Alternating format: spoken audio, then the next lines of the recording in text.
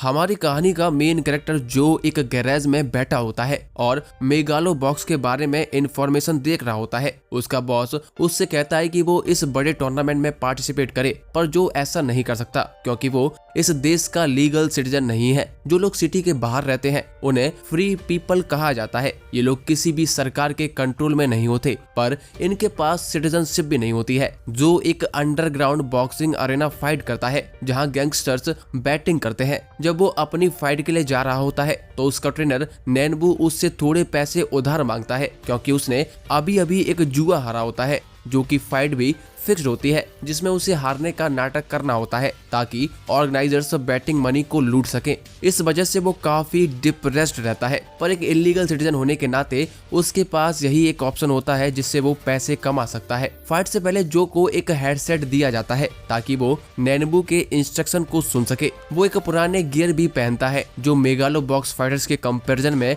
काफी घटिया होता है। जब फाइट शुरू होती है तो उसका अपोनेंट अपने मॉडर्न गियर के साथ उस पर अटैक करता है, पर जो बड़े ही आराम से उसके हाथ को हटा देता है और काउंटर अटैक करता है। जैसे ही वो अपोनेंट को नॉक करने वाला होता है, राउंड खत्म हो जाता है। लोग जो की फाइटिंग देखकर उस पर बैटिंग करने लगते हैं, पर दूसरे राउंड में जो को हारने का नाटक करना होता है ताकि सारे लोग बैटिंग मनी हार जाएं और ऑर्गेनाइजर्स को सारा पैसा मिल सके। इस फिक्स्ड मैच के बाद नैनबू थोड़े पैसे कमा लेता है, पर जो को ये काम बिल्कुल भी पसंद नहीं होता। इस वजह से जो फ्रस्ट्रेटेड होकर अपनी मोटरसाइकिल लेकर राइड पर निकल जाता है। दूसरी तरफ युकिको मेगालो बॉक्स के नए स्टेडियम का कंस्ट्रक्शन देख रही होती है। उसके साथ एक सिल्वर बालों वाला फाइटर भी रहता है जिसका नाम यूरी है। तभी वहां पर जो आ जाता है जो बाइक चला रहा था और गलती से युकिको उससे टकराने वाली होती है। युकिको को बचाने के चक्कर में वो अपना बैलेंस खो देता है और साइड बॉक्स से टकरा जाता है। युकिको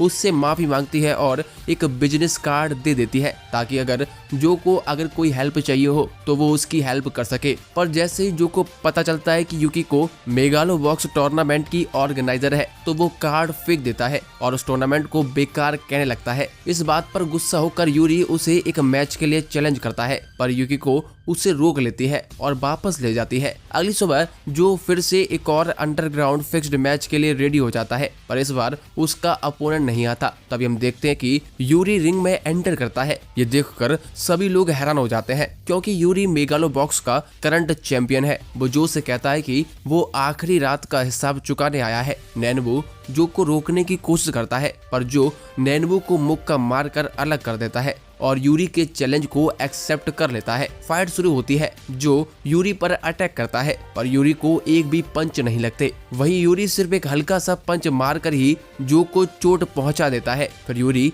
जो से कहता है कि मेरा एक हाथ ही तुम्हें हराने के लिए काफी है। जैसे ही फाइट आगे बढ़ती है, यूरी सिर्फ अपने लेफ्ट हैंड से ही जो का बुरा हाल कर देता है। नैनबू चिल्लाता है कि जो को हार मान लेनी चाहिए, पर जो फिर से उठता है और यूरी के लेफ्ट हैंड अटैक को सक्सेसफुली डॉज कर देता है। उसके बाद जो एक जबरदस्त पंच यूरी के फेस पर मारता है। जैसे ही पंच लगने वाला होता है, यूरी उसे अपने राइट हैंड से ब्लॉक कर देता है। यह देखकर यूरी को समझ आ जाता है कि जो एक टैलेंटेड फाइटर है, इसीलिए अब वो अपने दोनों हाथों से लड़ने के लिए तैयार हो जाता है। लेकिन जैसे ही जो यूरी पर पंच मारता है, यूरी का एक ताकतवर मुक्का जो को फ्लोर पर गिरा देता है। धीरे धीरे जो की कॉन्शियसनेस चली जाती है और रेफरी यूरी को विनर डिक्लेयर कर देता है। जब यूरी वहां से जा रहा होता है तभी जो फिर से उठता है और लड़ने के लिए रेडी हो जाता है, पर यूरी मना कर देता है। कहता है कि मैं तुम जैसे वीक अपोनेंट के साथ नहीं लड़ना चाहता। अगर तुम दोबारा लड़ना चाहते हो तो मेगालो बॉक्स टूर्नामेंट में पार्टिसिपेट करो और फाइनल्स तक पहुंच जाओ। ये सुनकर जो और ज्यादा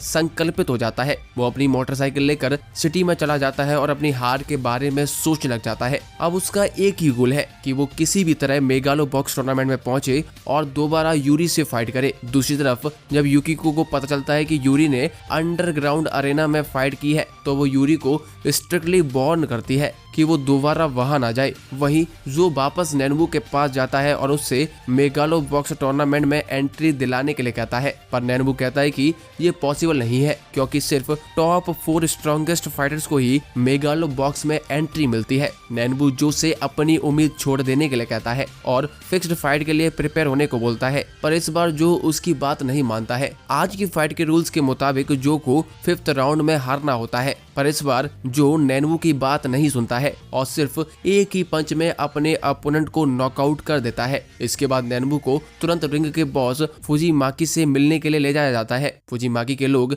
नैनवू के साथ मारपीट करते हैं और उसे माफी मांगने के लिए कहते हैं क्योंकि जो ने रिंग्स के लिए रूल्स फॉलो नहीं किया। हमें बताया जाता है कि नैनवू ने फुजीमाकी से कर्जा लिया है जिसे चुकाने के लिए नैनवू फुजीमाकी के लिए काम कर रहा है। नैनवू इतना ज्यादा डर जाता है कि वो फुजीमाकी से झुककर माफी मांगता है और इस चक्कर में उसे चोट भी लग जाती है, पर फिर भी फुजीमाकी उसे सजा देने के लिए उसकी बची हुई आंख निकालने की धमकी देता है। नैनवू के पास कोई और रास्ता नहीं होता, इसीलिए वो फुजीमाकी से जो को मेगालो बॉक्स टूर्नामेंट में भेजने का आइडिया देता है। अगर जो ये पूरा टूर्नामेंट जीत जाता है तो इससे वो फुजीमाकी का पूरा कर्जा चुका सकता है। ये सुनकर फुजीमाकी नैनवू के आइडिया में अपना इंटरेस्ट दिखाता है। वो अपने लोगों से जो के लिए एक फर्जी सिटीजनशिप आईडी बनाने के लिए कहता है ताकि जो ऑफिशियली टूर्नामेंट में पार्टिसिपेट कर सके। अब फेक आईडी मिलते ही नैनवू सीधा मेगालो बॉक्स में रजिस्टर करवाने के लिए चला जाता है, जो अभी सबसे लोवेस्ट रैंक पर होता है क्योंकि ये उसका पहला ऑफिशियल टूर्नामेंट है। जो और नैनवू टेम्पररी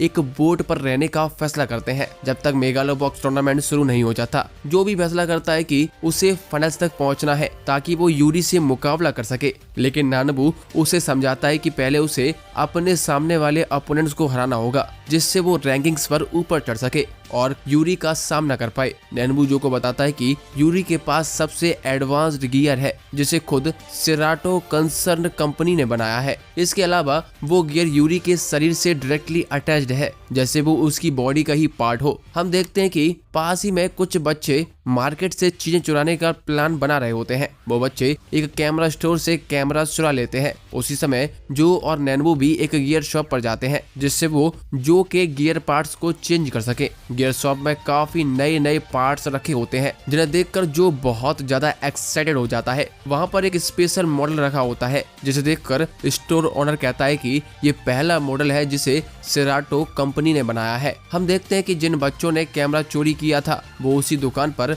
उन्हें बेचने के लिए आते हैं। स्टोर ओनर उन्हें कैमरा की जगह कुछ टॉफी दे देता है जिससे बच्चे बहुत खुश हो जाते हैं, लेकिन उनमें एक लड़का सेचियो उसे एक टॉफी कम मिली होती है जिस वजह से वो गुस्सा करने लगता है। ये देखकर स्टोर ओनर भी चाकू निकाल लेता है और सेचियो को धमकाने लगता है। ये देखकर जो स्टोर ओनर को रोकने की कोशिश करता है जिससे जो की नाक पर चोट लग जाती है। आगे जो और नैनवू दोनों बोट पर वापस चले जाते हैं जो एक पुल के नीचे होते हैं। नैनवू जो को बताता है कि उसका पहला अपोनेंट काफी स्ट्रांग है, इसीलिए उसे काफी मेहनत करनी होगी। दूसरी तरफ जब सेचियो पानी में खेलने के लिए आता है तो वो देखता है कि जो मेगालो बॉक्स टूर्नामेंट में फाइट करने वाला है। इस वजह से सेचियो जो से रिक्वेस्ट करने लगता है कि वो उसे भी अपने साथ टूर्नामेंट में लेकर चले, पर जो उसे मना कर देता है क्योंकि सेचियो अभी एक बच्चा है। इस तरह सेचियो नाराज होकर वहां से चला जाता है। अगली सुबह सेचियो के दोस्त जो को आकर बताते हैं कि स्टोर ओनर ने सेचियो को बंद कर दिया है क्योंकि वो उसके टाइटेनियम अलॉय गियर को चुराने की कोशिश कर रहा था जो को पसंद था। सेचियो गियर तो चुरा लेता है और अपने दोस्तों से उसे जो को देने के लिए कहता है ताकि वो मेगालो बॉक्स टूर्नामेंट में यूज कर सके, पर वो खुद फंस जाता है। स्टोर ओनर अपने सिक्योरिटी गार्ड को सेचियो को मारने के लिए ऑर्डर देता है जिससे वो गियर वापस ले सके, पर तभी वहां पर जो आ जाता है जो अपनी बाइक को सीधा सिक्योरिटी गार्ड के ऊपर चढ़ा देता है। इसके बाद नैनवू और बाकी बच्चे भी वहां आ जाते हैं जिसके बाद सभी लोग सेचियो को सक्सेसफुली बचा लेते हैं। आगे जो अपनी जैकेट निकालता है, उसने जैकेट के नीचे वही टाइटेनियम गियर पहना हुआ होता है जो सेचियो ने चुराया था। अब सिक्योरिटी गार्ड जो से लड़ने के लिए रेडी हो जाते हैं। सिक्योरिटी गार्ड के एक ही पंच से जो का गियर टूट जाता है, जिसके बाद जो बिना गियर के ही लड़ने का फैसला करता है। जो एक ही पंच में सिक्योरिटी गार्ड को हरा देता है। इसके बाद जो का मन बदल जाता है और वो सेचियो को एज ए असिस्टेंट अपने साथ ले जाने का फैसला कर लेता है। अब कुछ ही दिन बाद जो मेगालो बॉक्स की रिंग में पहुंच जाता है जहां उसे अपना पहला मैच क्वालिफाइंग लड़ना होता है। उसका अपोनेंट 185th रैंक का स्ट्रॉन्ग फाइटर है। यहाँ पर सभी के लिए सबसे बड़ा सरप्राइज ये होता है कि जो बिना गियर के ही लड़ रहा है। असल में पिछली रात को नैनवू फैसला करता है कि जो बिना गियर के फाइट करेगा। अगर जो ऐसा करता है तो स्ट्रॉन्ग अपोनेंट और मीडिया दोनों ही जो पर बहुत ध्यान देंगे। इससे जो की प्रमोशन भी जल्दी हो जाएगी और उसे फाइनल तक पहुंचने का मौका भी मिल जाएगा। अब सभी लोग जो को देखकर हैरान होते हैं क्योंकि उसने गियर नहीं पहना होता। फाइटर को लगता है कि जो उसे बहुत लाइटली ले रहा है। रेफरी भी अनाउंस करता है कि गियर पहले कंपलसरी नहीं है। इसके बाद मैच शुरू हो जाता है। जो फाइटर के पंचेस से बचने के लिए उसे बार बार फेस पर पंच कर रहा होता है। फाइटर गियर पहने हुए होता है जिसकी वजह से उसकी मूवमेंट भी स्लो होती है, लेकिन फाइटर का एक ही पंच जो को जमीन पर पटक देता है। ये देखकर नानबू और सेचियो दोनों टेंशन में आ जाते हैं और उसे चीयर करने लगते हैं। जो रेफरी के 10 काउंट करने से पहले खड़ा हो जाता है। इसके बाद दोनों फाइटर्स थोड़ा रेस्ट करने लगते हैं। अपोनेंट फाइटर का पंच इतना स्ट्रांग होता है कि जो को चक्कर आने लगते हैं। वहीं पूरा क्राउड भी उसका मजाक उड़ाने लगता है। आगे जैसे ही राउंड स्टार्ट होता है जो रिंग में फाइटर से दूर रहने का ट्राई करता है, पर फाइटर जो को पकड़ लेता है और उसे पंच मारने ही वाला होता है। इस पर रेफरी फाइटर को जो से अलग कर देता है। फाइटर के एक्शंस अलाउड नहीं होते, इसीलिए रेफरी फाइटर को वार्निंग भी देता है। नैनबू नोटिस करता है कि जो बिना गियर के लड़ने से डर रहा है, इसीलिए नैनबू जो को मोटिवेट करता है और उसे अपने डर पर काबू करने के लिए कहता है। नैनबू की बात सुनकर जो खुद को कंट्रोल कर लेता है और नैनबू के साथ अपनी ट्रेनिंग को याद करता है, जिसके बाद जो रिंग में बहुत अच्छे से मूव करने लगता है। फाइटर जो पर अटैक करने की कोशिश करता है, लेकिन वो उसकी बॉडी को हिट नहीं कर पाता। जो इजीली एक बहुत ही स्ट्रॉन्ग पंच मारता है, जिसकी वजह से फाइटर गिर जाता है। जब रेफरी देखता है कि फाइटर हार चुका है तो वो तुरंत जो को विनर डिक्लेयर कर देता है। चारों तरफ की ऑडियंस ये देखकर सरप्राइज हो जाती है और खड़े होकर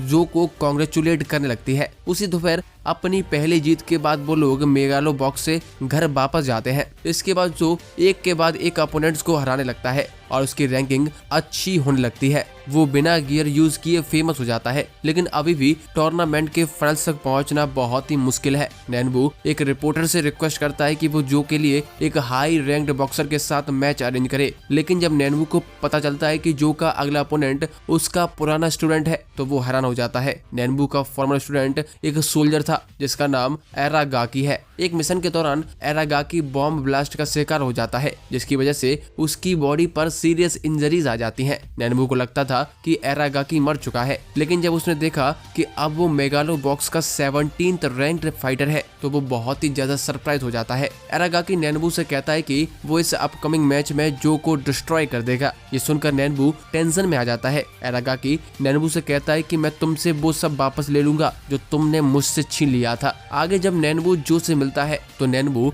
जो से अगला मैच स्किप करने के लिए कहता है, क्योंकि वो समझ गया था कि एरागाकी को हराना मुश्किल है। जब उन्होंने ऑनलाइन रिसर्च किया तो पता चला कि बॉम्ब ब्लास्ट की वजह से अपने दोनों लेग्स को खो दिया है और अब वो प्रोस्थेटिक लेग्स का यूज करता है। ये देखकर नैनबू और भी ज्यादा शॉक हो जाता है, लेकिन जो नैनबू की बात नहीं सुनता क्योंकि उसका ड्रीम एक स्ट्रॉन्ग फाइटर से लड़ना था। अगले कुछ दिनों तक जो लगातार प्रैक्टिस करता रहता है ताकि वो अगले मैच के लिए तैयार हो सके। नैनबू जो को बताता है कि 10 साल पहले एरागाकी भी मेगालो बॉक्स में पार्टिसिपेट करता था, लेकिन आर्मी में भर्ती होने की वजह से वो अपना करियर छोड़ देता है। पर जब एरागाकी वापस आता है तो वो अपनी इंजर्ड बॉडी के साथ 17th रैंक तक का सफर तय करता है। एरागाकी के अब तक के सारे अपोनेंट्स उसके पावरफुल पंचेस की वजह से हॉस्पिटल पहुंच गए होते हैं। दूसरी तरफ एरागाकी भी अपने मैच के लिए इंटेंस ट्रेनिंग कर रहा है। उसका करंट कोच उसको समझाता है कि उसके लिए जो से लड़ना जरूरी नहीं है, लेकिन एरागाकी सिर्फ अपनी जेलसी और गुस्से की वजह से ये फाइट करने का फैसला करता है। जब वो आर्मी ज्वाइन कर रहा था तो नैनबू ने प्रॉमिस किया था कि वो उसके अलावा किसी और को ट्रेन नहीं करेगा, लेकिन जब एरागाकी वापस आया तो उसे नैनबू कहीं भी नहीं मिला। तब से उसके दिल में नैनबू के लिए सिर्फ गुस्सा भर गया था। सेचियो ने नैनबू से पूछा कि उसने पहले एरागाकी को मेगालो बॉक्स फाइटर के रूप में क्यों नहीं पहचाना था, जिस पर नैनबू चुप रह जाता है क्योंकि उसको लगता था कि एरागाकी मारा जा चुका है। मैच के दिन जो और एरागाकी सुबह सुबह स्टेडियम पहुंच जाते हैं। नैनबू एरागाकी से रिक्वेस्ट करता है कि वो जो के साथ थोड़ा आराम से फाइट करे क्योंकि उसका असली दुश्मन जो नहीं बल्कि नैनबू खुद है, लेकिन एरागाकी बिना कुछ कहे सीधा रिंग की तरफ चला जाता है। मैच शुरू होते ही दोनों एक दूसरे पर ताबड़तोड़ पंचेस बरसाना शुरू कर देते हैं, लेकिन जो के पहले के अपोनेंट्स के कंपैरिजन में एरागाकी वाकई में बहुत ज्यादा फास्ट मूव कर रहा होता है। एरागाकी के पंचेस इतने स्ट्रांग होते हैं कि सिर्फ 1 मिनट के अंदर ही जो फ्लोर पर गिर जाता है। ये देखकर नैनबू को और ज्यादा टेंशन होने लगती है, लेकिन जो धीरे धीरे उठ जाता है और वापस फाइट करने लगता है। पर असल में जो एरागाकी के रैपिड अटैक्स को समझ नहीं पाता। नैनबू ऑब्जर्व करता है कि एरागाकी अपने प्रोस्थेटिक लेग्स को स्प्रिंग की तरह यूज कर रहा है ताकि वो ज्यादा स्मूथली मूव कर सके। एरागाकी इतनी फास्ट पंचेस मार रहा होता है कि जो रिएक्ट तक नहीं कर पाता। तभी रेफरी विसल बजा देता है और फर्स्ट राउंड एंड हो जाता है। अब ब्रेक में नैनबू जो को फिर से मैच छोड़ने का सजेशन देता है, लेकिन जो मना कर देता है और कहता है कि जब तक मैं एरागाकी को हरा नहीं देता तब तक मैं गिव अप नहीं करूंगा। थोड़ी देर बाद मैच फिर से शुरू होता है। इस बार जो नैनबू की ट्रेनिंग को याद करता है और अप्लाई करना शुरू कर देता है। ये देखकर एरागाकी को और ज्यादा गुस्सा आ जाता है और साथ में और ज्यादा फोर्स के साथ अटैक करना शुरू कर देता है। हाफ टाइम के दौरान एरागाकी को उसके पुराने दिन याद आ जाते हैं जब नैनबू ने उसको डिफेंस और अटैक का बैलेंस सिखाया था, लेकिन अब वो सिर्फ एक ही मोटिव से फाइट कर रहा है कि उसे हर कीमत पर जो को हराना है। पर धीरे धीरे जो को भी समझ आने लगता है कि एरागाकी सिर्फ रिवेंज लेने के लिए फाइट नहीं कर रहा, बल्कि उसके अंदर एक अलग ही दुख छुपा हुआ है। तीसरे राउंड शुरू होता है। एरागाकी फिर से बहुत ही पावरफुल पंचेस मारना शुरू कर देता है, पर अब जो समझ चुका होता है कि उसे कैसे टैकल करना है। धीरे धीरे जो एरागाकी की स्पीड को अडॉप्ट कर लेता है और एक जबरदस्त पंच मारता है जिससे एरागाकी पूरा हिल जाता है। जो जहां पहले डिफेंड भी नहीं कर पा रहा था वो अब अटैक भी करने लगता है। ये देखकर नैनबू खुश हो जाता है। जो भी लगातार पावरफुल पंचेस मारना शुरू कर देता है, जिस वजह से एरागाकी को भी सिर्फ डिफेंड करना पड़ता है। एरागाकी भी हार मानने वालों में से नहीं होता, इसीलिए वो भी फुल फोर्स से जो पर अटैक करने लगता है। दोनों फाइटर्स एक दूसरे के अगेंस्ट इक्वली फाइट कर रहे होते हैं, जिसको देखकर ऑडियंस की चीयर्स और ज्यादा लाउड हो जाती है। लेकिन तभी रेफरी विसल बजा देता है और ये राउंड भी खत्म हो जाता है। ब्रेक के दौरान एरागाकी सरेंडर कर देता है क्योंकि उसके पास फाइट करने के लिए और ताकत नहीं बची होती। इस वजह से रेफरी तुरंत जो को विनर डिक्लेयर कर देता है, जिसको देखकर नैनबू और साचियो बहुत ज्यादा खुश हो जाते हैं। इस मैच के बाद एरागाकी भी रिटायरमेंट लेने का फैसला करता है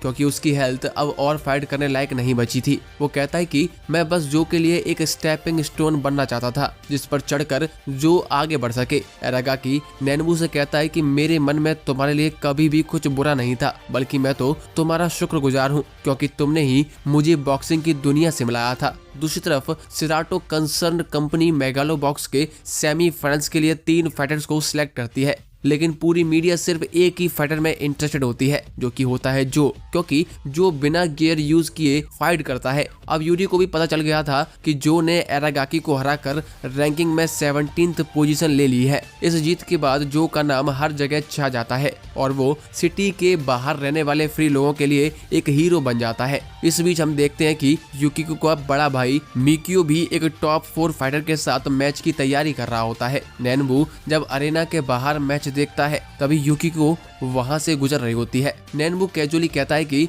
युकिको जरूर अपने भाई को सेमीफाइनल्स तक ले जाने के लिए कुछ जुगाड़ कर रही होगी, लेकिन युकिको जवाब देती है कि वो किसी के साथ नाइंसाफी नहीं करेगी क्योंकि मेगालो बॉक्स एक फेयर टूर्नामेंट है। हम देखते हैं कि मिकियो एक ऐसा गियर यूज करता है जो ऑटोमेटिकली उसके अपोनेंट्स के मूव को एनालाइज कर सकता है और बिना किसी एफर्ट के उसके लिए फाइट कर सकता है। इस वजह से सिर्फ कुछ ही राउंड्स में उसने इजीली टॉप 4 बॉक्सर्स को हरा दिया है। सेमीफाइनल्स के लिए टॉप 3 बॉक्सर डिसाइड हो चुके होते हैं और फाइनल स्पोर्ट के लिए जो और मिकियो के बीच एक मैच होना होता है। जो भी ये मैच जीतेगा वो सीधा सेमीफाइनल्स को एंटर कर जाएगा। जो इस मैच के पहले अच्छी प्रैक्टिस करने की कोशिश करता है, लेकिन उसकी बॉडी अभी तक एरागाकी वाले मैच की इंजरीज से रिकवर नहीं हुई होती है। इस बीच हम देखते हैं कि सिराटो कंसर्न के कुछ लोग चाहते हैं कि बिना फाइट के ही मिकियो को सेमीफाइनल्स में भेज दिया जाए क्योंकि वो इस पावरफुल कॉर्पोरेशन का एक की मेंबर है। लेकिन युकिको इस आइडिया के विरोध में होती है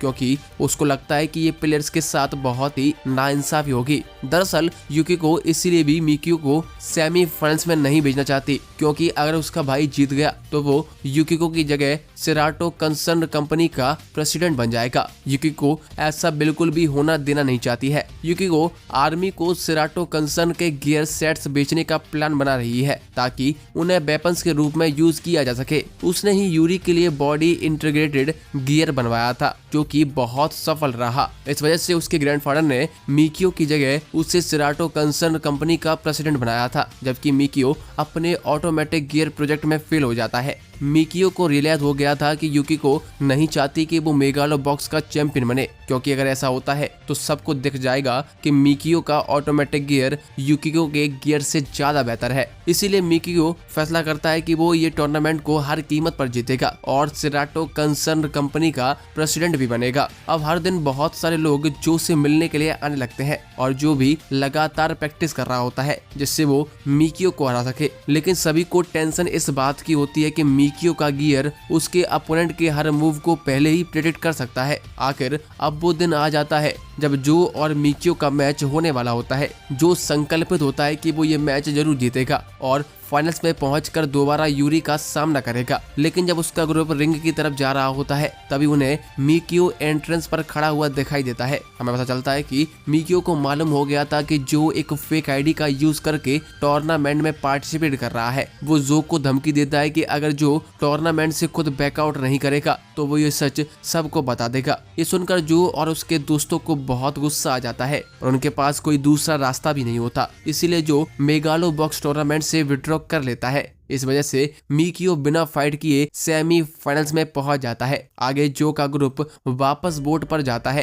ताकि वो अपनी अगली स्ट्रेटजी के बारे में सोच सके। नानाबू को ये थोड़ा अजीब लगता है क्योंकि अगर मिकियो चाहता तो वो सिंपली जो की फेक आईडी की सच्चाई सबको बता देता, पर उसने ये बात किसी को नहीं बताई। इसका मतलब मिकियो जरूर कुछ छुपा रहा है। सेमीफाइनलिस्ट के अनाउंसमेंट सेरेमनी में सिर्फ कुछ घंटे ही बचे होते हैं। नैनबू अपने बॉस फुजीमाकी से उसकी हेल्प करने के लिए कहता है जिससे उन्हें मिकियो के बारे में जानकारी मिल सके। फुजीमाकी नैनबू से कहता है कि उसने जो फेक आईडी बनाई थी वो इतनी आसानी से डिटेक्ट नहीं हो सकती है। मिकियो केवल इसीलिए शक कर रहा होता है क्योंकि जो और उसका ग्रुप अंडरग्राउंड अरेना में काफी फेमस थे। इसी वजह से फुजीमाकी श्योर होता है कि मिकियो के पास कोई सॉलिड एविडेंस नहीं है जो को एक्सपोज कर सके। अब फुजीमाकी एक मिजुहारा नाम के एक आदमी को ढूंढने के लिए अपने कुछ आदमी भेजता है। मिजुहारा पहले सेराटो कंसर्न में एक इंजीनियर हुआ करता था और उसने वहां नए जनरेशन के गियर डेवलप करने में मदद की थी। मिकियो भी उस प्रोजेक्ट का पार्ट था, लेकिन एंड में युकिको का डिजाइन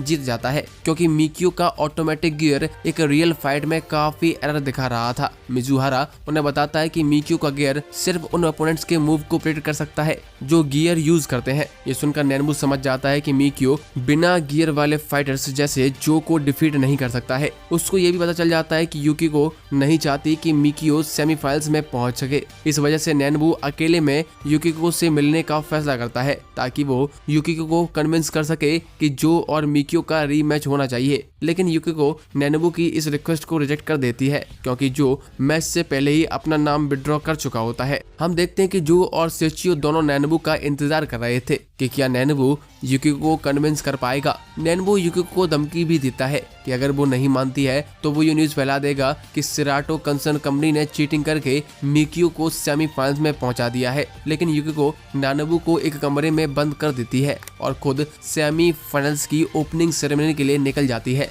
जब प्रैक्टिस के दौरान जो सिटी में सेरेमनी के फायरवर्क्स को देख रहा होता है तभी नैनबू का फोन आ जाता है जो उसे बताता है कि वो युकिको को समझाने में फेल हो गया है। ये सुनकर जो अपनी मोटर बाइक पर चढ़ जाता है और सीधा ओपनिंग सेरेमनी की तरफ निकल पड़ता है। यूरी और दो वेस्टर्न फाइटर्स मेगालो बॉक्स के सेमीफाइनल्स में पहले ही पहुंच चुके होते हैं। अब युकिको जैसे ही अनाउंस करने वाली होती है कि मिकियो चौथा फाइटर है तभी जो वहां पहुंच जाता है। जो युकिको से डिमांड करता है कि मिकियो के साथ उसे लड़ने दिया जाए। जैसे ही मिकियो जो को देखता है वो तुरंत सिक्योरिटी गार्ड को उसे निकालने का ऑर्डर देता है। युकिको को भी पता होता है कि मिकियो ने जो को किसी तरह धमकाकर पिछले मैच से हटा दिया था, इसलिए युकिको फैसला करती है कि मिकियो और जो का मैच दोबारा होगा ताकि असली चौथा फाइटर डिसाइड किया जा सके। ये सुनकर मिकियो गुस्से से पागल हो जाता है क्योंकि उसे समझ आ गया था कि युकिको उसकी जीत को हर हाल में रोकना चाहती है। जैसे ही ये मैच का अनाउंसमेंट होता है पूरा मेगालो बॉक्स अरेना भर जाता है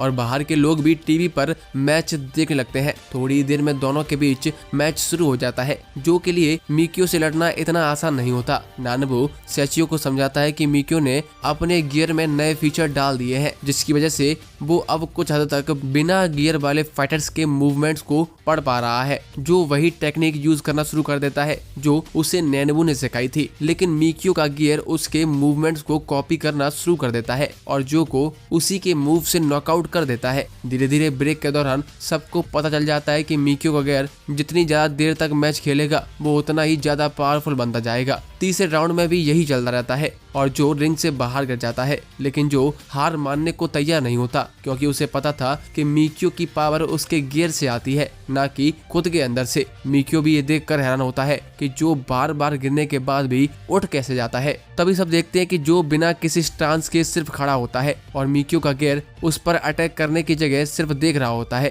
ये देखकर सभी लोग हैरान रह जाते हैं कि ऐसा क्यों हो रहा है। असल में जब जो एक जगह सीधा खड़ा हो जाता है तब मिकियो का गियर ये सोचने लग जाता है कि वो कोई स्ट्रेटजी बना रहा है और कैलकुलेशन में अटक जाता है। ये देखकर जो डिसाइड करता है कि उसके पास यही एक मौका है, उसे सिर्फ एक पावरफुल पंच में मिकियो को हराना होगा ताकि उसका गियर काउंटर अटैक ना कर सके। ये देखकर मिकियो भी फाइनली गुस्से में आकर अपने गियर को बंद कर देता है और सीधा जो पर हमला करता है और तभी जो एक जबरदस्त हुक पंच मारकर मिकियो को गिरा देता है, जिसके बाद रेफरी जो को विजेता घोषित कर देता है और पूरी ऑडियंस जो के लिए चीयर करने लगती है। अब कॉन्ट्रैक्ट के अकॉर्डिंग जो मेगालो बॉक्स के सेमीफाइनल्स में एंटर हो चुका होता है। मिकियो भी अपनी हार मान लेता है और जो की इज्जत करने लगता है। मैच के बाद जो देखता है कि यूरी और युकिको पूरा मैच देख रहे होते हैं। यूरी बहुत ही ज्यादा एक्साइटेड होता है क्योंकि अब जो और उसके बीच एक वर्ल्ड क्लास बॉक्सिंग मुकाबला होने वाला है। उस रात पूरा एरिया जो की जीत का जश्न मनाता है, लेकिन जो पार्टी में अटेंड नहीं करता क्योंकि उसे अपने रूम में आराम करने को कहा जाता है। जब सब पार्टी एंजॉय कर रहे होते हैं तभी फुजिमाकी वहां आता है और नानबू को बाहर बुलाता है। हमें बताया जाता है कि 3 महीने पहले नानबू ने फुजिमाकी से एक डील की थी ताकि वो जो को मेगालो बॉक्स टूर्नामेंट में एंट्री दिलाने में मदद करेगा। नानबू ने वादा किया था कि सेमीफाइनल्स में जो जानबूझकर हार जाएगा ताकि फुजिमाकी बैटिंग से बहुत ज्यादा पैसा कमा सके। नानबू इस डील को रिफ्यूज नहीं कर सकता था क्योंकि उसके ऊपर अभी भी बहुत ज्यादा कर्जा होता है। जब जो को ये सच पता चलता है तो उसे बहुत गुस्सा आता है और वो गुस्से में नानबू को एक मुक्का भी मार देता है। इसके बाद जो अपनी मोटरसाइकिल लेकर वहां से निकल जाता है। सेचियो भी ये देखकर बहुत दुखी होता है कि नानबू ने उन्हें धोखा दिया है। अगले दिन सेराटो कंसर्न कंपनी सेमीफाइनल्स के 4 सबसे पावरफुल फाइटर के लिए एक प्रेस कॉन्फ्रेंस रखती है। जो वहां नहीं जाता, उसकी जगह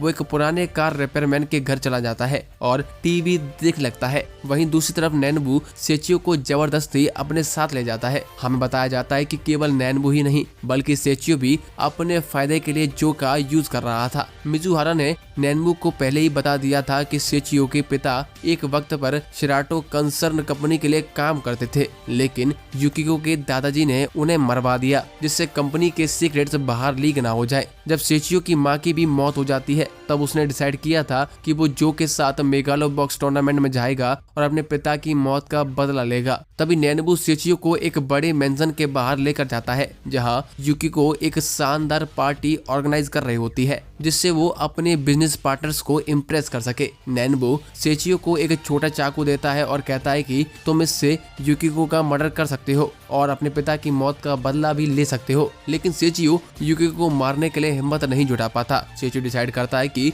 वो दूसरों की तरह किसी को मार नहीं सकता है। नानबू भी क्लियरली समझ गया था कि अगर जो ने फुजिमाकी की शर्त को मानने से इनकार कर दिया तो वो डेफिनेटली उन्हें मार देगा। इसलिए नानबू सेचियो को युकिको के पास छोड़ देता है और उसे सेचियो का ध्यान रखने रखने के लिए कहता है जब तक मेगालो बॉक्स टूर्नामेंट खत्म नहीं हो जाता। जब युकिको को पता चलता है कि उसके ग्रैंडफादर की वजह से सेचियो के पिता की जान गई थी तो वो तुरंत इसकी भरपाई करने के लिए हाँ कह देती है। अगले दिन पहला सेमीफाइनल्स यूरी और स्पेन के बॉक्सर पेपे के बीच शुरू होता है। युकिको मिलिट्री के कुछ रिप्रेजेंटेटिव्स को भी वहां पर मैच देखने के लिए इनवाइट करती है ताकि वो यूरी के गियर की परफॉर्मेंस को देख सकें। जैसे ही फाइट शुरू होती है पेपे अपने पावरफुल पंचेस से यूरी पर अटैक करना शुरू कर देता है, लेकिन यूरी आसानी से उसके अटैक्स को काउंटर करता है। दोनों फाइटर्स एकदम बराबरी पर एक दूसरे को टक्कर दे रहे होते हैं और हजारों स्पेक्टेटर्स जोर जोर से चीयर कर रहे होते हैं, लेकिन यूरी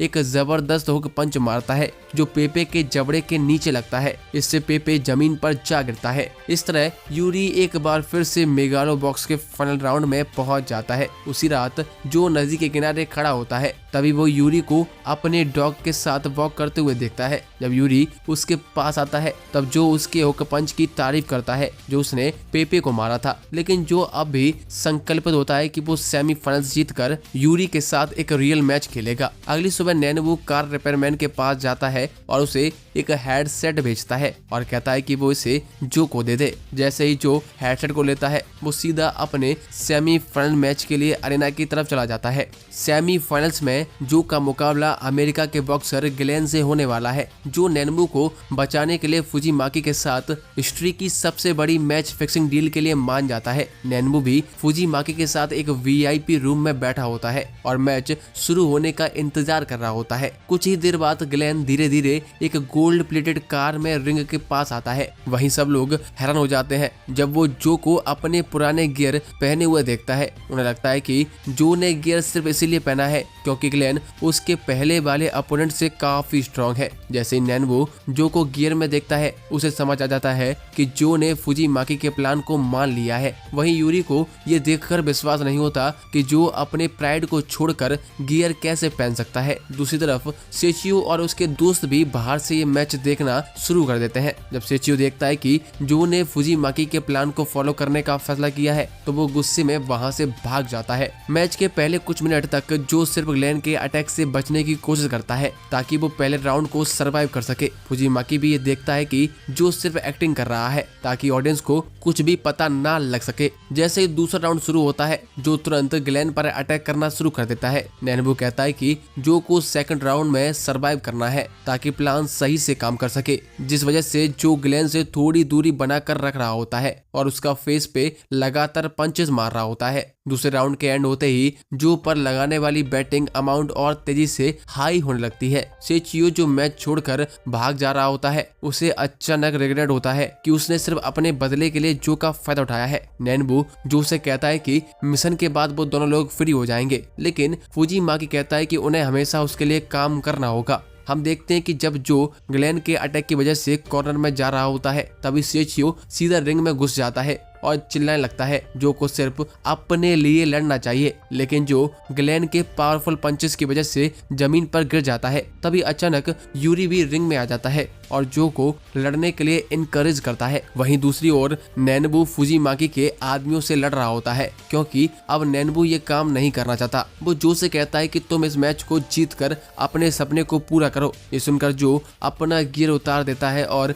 ग्लेन से एक रियल फाइट करने लगता है। जो एक जबरदस्त पंच ग्लेन के फेस पर मारता है जिससे ग्लेन नॉकआउट हो जाता है। ये देखकर रेफरी जो को विनर डिक्लेयर कर देता है। इसके बाद सेचियो खुशी से भागकर जो के गले लग जाता है। यूरी भी ये मान लेता है कि उसने जो के जैसा स्ट्रॉन्गेस्ट फाइटर कभी नहीं देखा है। मैच के तुरंत बाद जो और सेचियो वीआईपी रूम में नैनवू को बचाने के लिए जाते हैं, लेकिन तब तक देर हो चुकी होती है। फुजीमाकी नैनवू की बची हुई आंख भी निकाल लेता है ताकि उसका लोन पूरा हो सके। वो जो से कहता है कि अब तुम नैनवू को यहाँ से ले जा सकते हो और अब से मेरा और तुम्हारा कोई लेना देना नहीं है। दूसरी तरफ युकिको ने मिलिट्री के साथ एक बिजनेस कॉन्ट्रैक्ट साइन कर लिया होता है। आर्मी चाह रही होती है कि यूरी उस गियर के साथ ये चैंपियनशिप जीते, लेकिन यूरी अचानक डिसाइड करता है कि वो बिना गियर के जो के साथ एक फेयर फाइट करेगा। युकिको ये सुनकर डर जाती है, लेकिन यूरी कहता है कि ये उसकी इच्छा है और वो तुरंत सेराटो कंसर्न कंपनी छोड़कर चला जाता है। अब जो बहुत ज्यादा एक्साइटेड हो जाता जाता है क्योंकि उसे फाइनली यूरी के साथ फाइट करने का मौका मिल रहा है। नेनवू एरागाकी से जो की प्रैक्टिस में हेल्प करने के लिए कहता है। दूसरी तरफ यूरी एक लकड़ी के घर में मिक्यो से मिलने जाता है और उसे कहता है कि वो उसके गियर को हटा दे। ये सुनकर मिक्यो शॉक हो जाता है, लेकिन यूरी कहता है कि वो एक फेयर फाइट लड़ना चाहता है। जब यूकिको मिक्यो के घर पहुंचती है तो यूरी अनकॉन्शियस होता है। मिक्यो उसे बताता है कि यूरी अभी बेहोश है और उसे होश में आने में कुछ टाइम लगेगा। कुछ दिन बाद यूकिको जैसे ही देखती है कि यूरी मूव कर सकता है और वो उसकी ट्रेनिंग शुरू कर देती है। अब कुछ दिनों बाद फाइनली जो और यूरी के बीच फाइनल मैच का दिन आ जाता है। नेनवू जो को एक लकी चार्म देता है जो उसे यूरी के पंचेस से बचने में मदद करेगा। जैसे ही मैच शुरू होता है सब शॉक्ड हो जाते हैं। यूरी बिना गियर के फाइट कर रहा है। उसकी बॉडी पर गियर हटाने की वजह से बहुत ज्यादा घाव भी हो गए हैं। हम देखते हैं कि दोनों फाइटर्स एकदम बराबर पर फाइट कर रहे होते हैं, लेकिन यूरी थोड़ा फास्ट होता है और उसके पंचेस भी पावरफुल होते हैं। वो एक जबरदस्त पंच मारकर जो को गिरा देता है, लेकिन जो 10 काउंट होने से पहले उठ जाता है। दोनों फाइटर्स एक दूसरे को मार रहे होते हैं और 13वें राउंड होने के बाद भी मैच फिनिश नहीं होता। लास्ट में दोनों लोग एक दूसरे को एक अल्टीमेट पंच मारते हैं जो मैच का फैसला डिसाइड करता है। रिजल्ट सुनते ही यूकिको की आंखों में आंसू आ जाते हैं। जो और यूरी दोनों को काफी सीरियस इंजरीज आ जाती हैं, जिस वजह से फाइनल मैच कैंसिल हो जाता है। अब हम फ्यूचर में आगे शिफ्ट होते हैं। 1 साल बाद नेनवू और सेचियो ने अपने दोस्तों के साथ मिलकर एक छोटा सा प्रैक्टिस रूम बना लिया होता है जहां पर वो लोग प्रैक्टिस करते हैं। हमें बताया जाता है कि मेगालोबॉक्स फाइनल मैच के बाद यूरी ने अपने दोनों पैर खो दिए होते हैं। वहीं यूकिको इस साल भी एक नए मेगालोबॉक्स टूर्नामेंट ऑर्गेनाइज करती है और अब सभी फाइटर्स बिना गियर के लड़ाई करते हैं। वहीं जो ने भी फाइटिंग छोड़ दी होती है और आइटम डिलीवरी बॉय के रूप में काम कर रहा है। और इसी के साथ हमारी ये कहानी यहीं पर खत्म हो जाती है। दोस्तों, अगर आपको ये कहानी और ये एनिमे अच्छा लगा है तो हम इसके और भी पार्ट ला सकते हैं, लेकिन उसके लिए आपको हमारी वीडियो को लाइक तो करना ही होगा और हमें कमेंट में बताना होगा कि आपको इसका अगला पार्ट चाहिए। तो ऐसा है तो जल्दी करें।